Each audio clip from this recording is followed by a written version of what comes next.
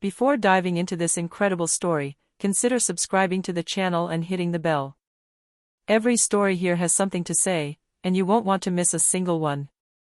10 experts failed, but a simple cleaning lady solved everything in 1 minute, and changed a millionaire's life. In the vibrant heart of Manhattan, at the intersection of Fifth Avenue and Lexington, stood the Tower Grant and Carter with its futuristic lines of smoked glass and polished steel. It dominated the horizon like a totem of modern power. A symbol of American success, the tower housed the headquarters of Grant Industries, a multi-sector conglomerate with ramifications ranging from medical technology to artificial intelligence and international infrastructure. The tower was not just a corporate headquarters, it was a fortress of innovation and prestige. Each floor was custom designed, with imported materials, elegant decor, and security that challenged even government agencies.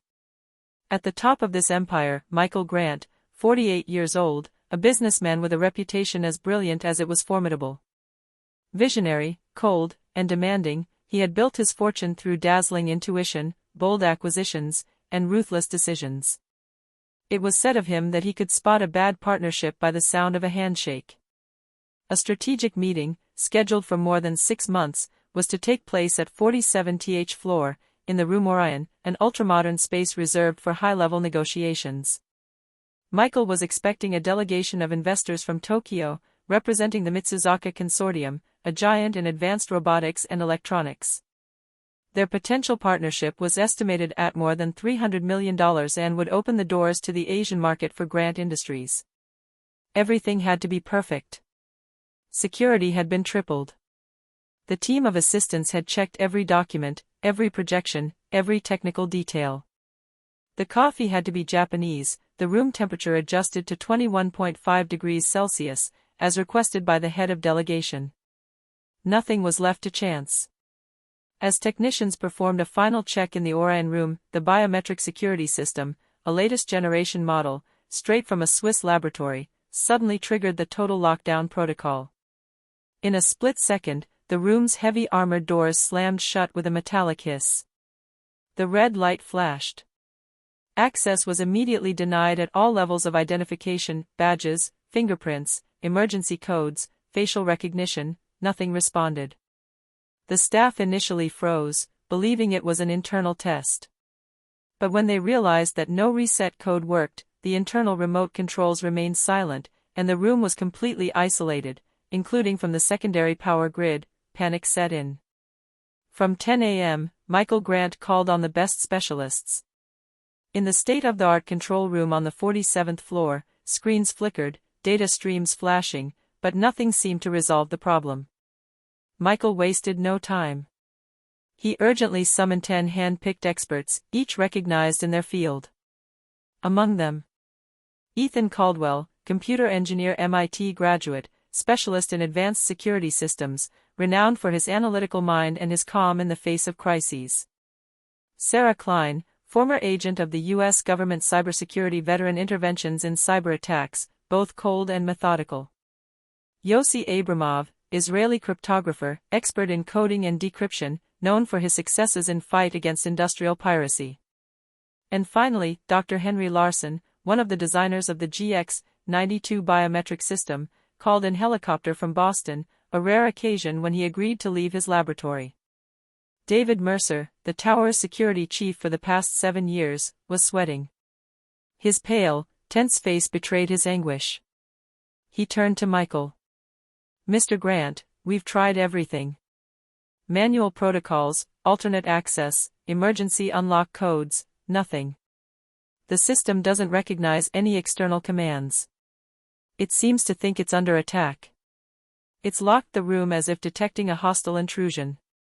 Michael, arms crossed, his gaze hard, answered without hesitation. "I want this door opened by 3 p.m., no matter the cost. This contract is $300 million worth of money that's going up in smoke otherwise. Do what you have to do, even if it means dismantling the entire system." The hours ticked by in a frantic ballet.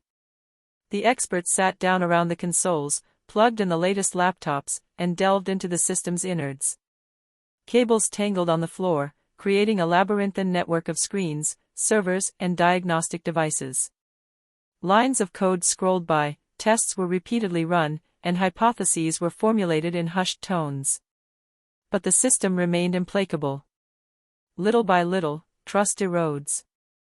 Eyes meet, brows furrow. The engineers, under pressure, begin accusing each other of mistakes. A nervous murmur rises in the room, soon drowned out by frustrated sighs and pounding on tables. The initial calm gives way to assailant panic, palpable in the electrically charged air. Michael, in his adjacent office, is receiving incessant calls. The media pressure is beginning to take its toll. He knows that every minute that passes is bringing the contract closer to being signed. Meanwhile, down the hall, a woman was passing unnoticed. Away from the hustle and bustle and the muffled shouts of the overwhelmed engineers, a modest figure advanced silently. Maria Coleman, 57, slowly pushed her maintenance cart, the wheels barely creaking on the marble floor. Her green and white uniform, a little too large for her, blended into the sterile decor of the Grant and Carter Tower. A faded badge, graying hair pulled back in a bun, calloused but precise hands. It was she had been working here for 11 years. 11 years of shining the corridors, disinfecting meeting rooms after prestigious conferences, emptying baskets filled with confidential papers she had never read. She knew every floor, every technical closet, every abnormal noise of the ventilation systems. The tower was not a glass building for her, it was a second home, sometimes more stable than his own. Maria was invisible. She knew it. Executives walked past her without seeing her. Secretaries barely said hello. Yet she listened. Always. Not out of misplaced curiosity, but out of instinct, out of habit, out of silent respect for everything that was happening around her. She had learned to recognize technical terms, system names, the little habits of engineers and the faults of certain machines. She had never graduated. She left school at 17 to care for her sick mother. Never flown. Never left the Bronx. But she had off memory, patience, and above Allah fine observation, things that others no longer looked at. Where experts saw digital patterns and algorithms, she saw the gestures, the tensions, the physical connections that the modern world had forgotten. As the technological noise intensified in the control room and eyes began to lower under the pressure of failure, Maria simply passed by in the corridor. She stopped in front of the wall control panel, metallic gray. Their lights flashed, like a dull alarm.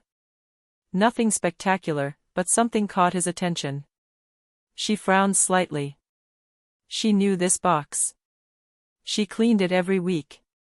And today, something was wrong. She knelt down gently, as if arranging a napkin that had fallen from her cart. Her gaze examined the box. Through the small side ventilation grill, she saw a black cable, too tense, stretched like a nerve ready to break. She stood motionless for a moment in front of the sign. The red lights continued to flash steadily, like the beating of a frantic heart. Then she slowly straightened up, patted her knees, and glanced toward the control room filled with men and women in suits or shirts unbuttoned by stress. She knew what she was about to do wasn't planned. That she would probably be told to return to her cart. But something inside her, an instinct as old as her years of survival, told her that if she didn't act now, no one would. She took a breath, wiped her hands on her uniform, and took a few steps toward the group of experts. Her voice trembled a little, but she didn't run away. "Excuse me, are you using the GX92 security system?" The group froze, turning toward her as one. Exhausted faces. Confused looks. And in the midst of all this, a sharp, slightly contemptuous voice burst out. "Yes, why?" It was Jared Flynn, one of the MIT engineers, his sleeves rolled up, his nerves on edge. He looked Maria up and down as if he had just seen a tourist lost in the middle of a space center. Maria looked down for a moment. Then, gently raising her head, she said, I think the GX92 has a known flaw. If the pressure cable is too tight, it triggers an automatic intrusion alert. It locks everything. Even the emergency access points." A heavy, cutting silence. The engineers looked at each other, some frowning, others with grimaces of disbelief. Then a dry burst of laughter arose. It was Elliot Marsh, the Israeli cryptographer, on the verge of exhaustion, who said ironically, "And where did you read that? In the Broom Manual?" Some smiled. Others looked away, embarrassed. Maria didn't flinch. She felt her cheeks heat with shame, but didn't back away. She fixed her eyes on the engineers, her voice calmer and more assured. "No. I heard it 2 years ago. When I was polishing the walls of the server room. 2 technicians were talking about it. I recognized the box immediately. You just need to loosen the main cable. Not much. Just enough to relieve the tension on the system." She expected to be told to leave. But another voice spoke up, more serious. More authoritarian. Michael Grant. He had approached silently, arms crossed. He had heard everything. He stared at Maria for a few seconds, without saying a word. Then, in a sharp, calm, and precise tone. "Try what she just said. Now." No expert dared to dispute this. A young technician named Liam Reynolds, nervous but conscientious, approached the panel. He slowly loosened the screws, slid his gloved hand inside, and touched the taut black cable. He released it, just a little. A sec click. The sign flashed. The red disappeared. The lights turned green. A beep sounded, then a second metallic click, louder. The conference room doors automatically opened with a whoosh. The experts stood there frozen. The silence was broken by the regular ticking of the wall clock, 14H52. There remained 8 minutes before the meeting. Michael slowly turned his eyes to Maria. For a moment, he said nothing. Then, in a low voice, almost like a confession. "You just saved a $300 million contract."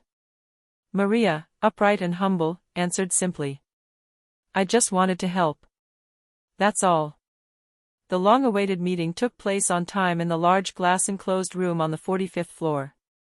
The Japanese representatives, who had previously been ready to cancel their attendance, were now all seated, smiling, impressed by the swift handling of the technical incident.